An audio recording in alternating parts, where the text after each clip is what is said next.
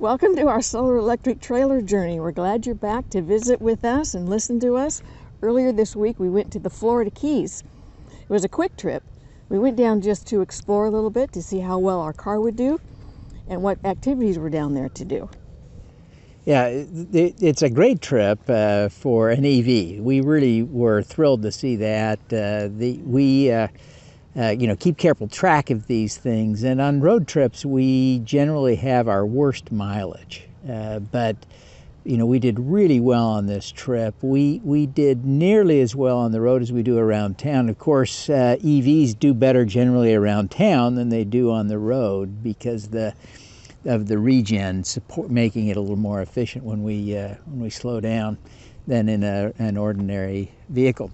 But it's flat, which the EVs love. Of course, all cars do. The lower speeds, speed limits are lower in Florida than out west and in general. And then, of course, from Miami south, because of the population and the nature of the roads, the speed limits tend to drop down from 65 to 60 and then 45 in a lot of places, even on the highway. So a very EV friendly route. And of course it was also perfect weather this weekend for EV travel. We didn't need to use our climate systems to heat or cool the car much at all. So it was really a delightful trip. Beautiful, all right.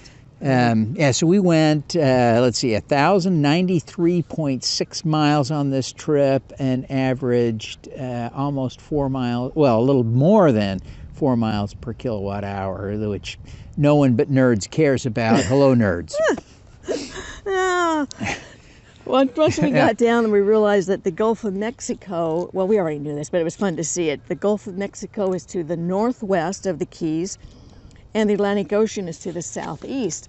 And no matter which direction you look, it's absolutely stunning and beautiful to see it, all that. Yeah, the route that we take on in the Keys is what's called the Overseas Highway. It's State Highway number 1.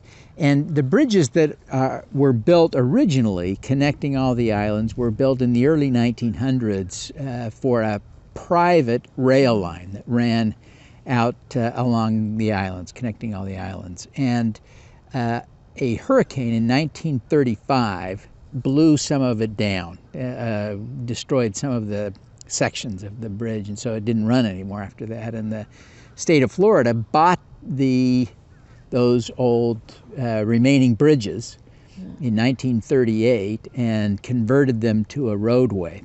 Now, in some sections, they rebuilt a parallel rather than a parallel highway rather than reusing it. In other places, that's happened since, that a newer highway has been built replacing the old. So there are in some places 2 highways, one that's beautiful and newish, and then the other that is falling down and old. And in some places they have restored it to serve as a pedestrian bridge, a recreation tool for biking and cycling and walking and stuff. So it's kind of a cool thing. And as you're walking down that or cycling down that, you can see the new one for the cars and then the one you're on. It's kind of fun. Yeah. Really fun.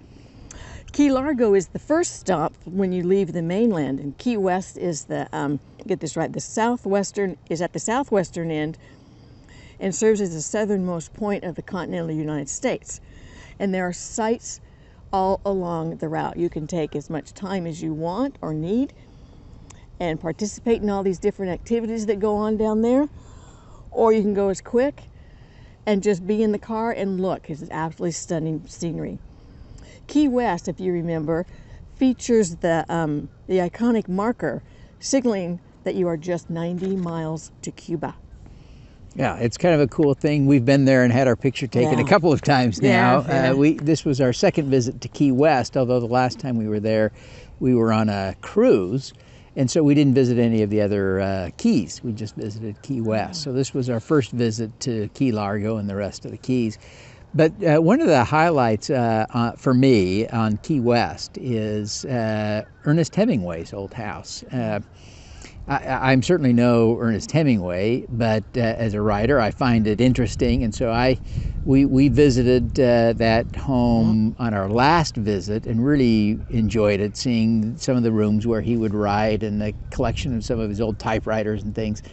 But the most fascinating thing is actually the cats. Now, obviously, the cats that are there are not his cats, but many are descended from his cats, and they all have, or most have, an interesting feature in that they have an extra digit. So they typically, many of them have 6 claws on a foot.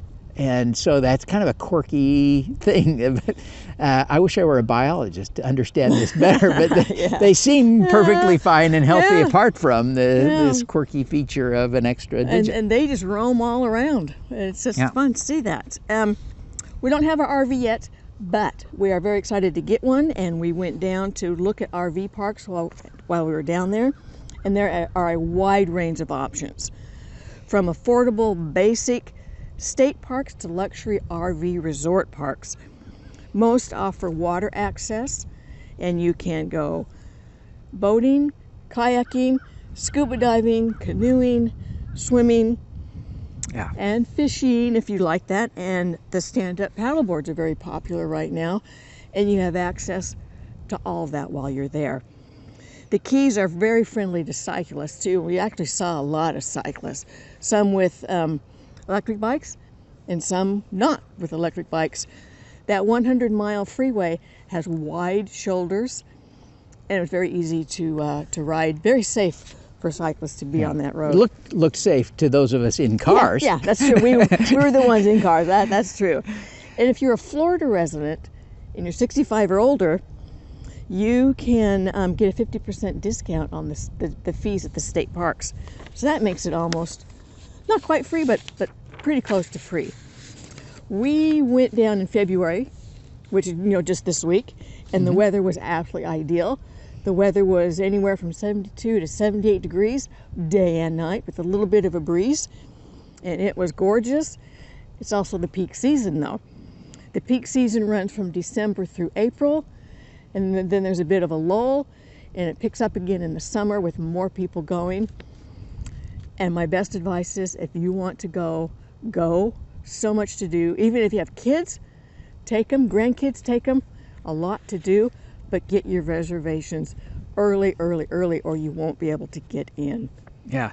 Next week, we're excited to share some news about the hitch on our Chevy Bolt, so don't miss that.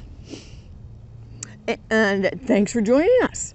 If you found this interesting and helpful, be sure to like, comment, share, and subscribe. We'll see you next week. Bye.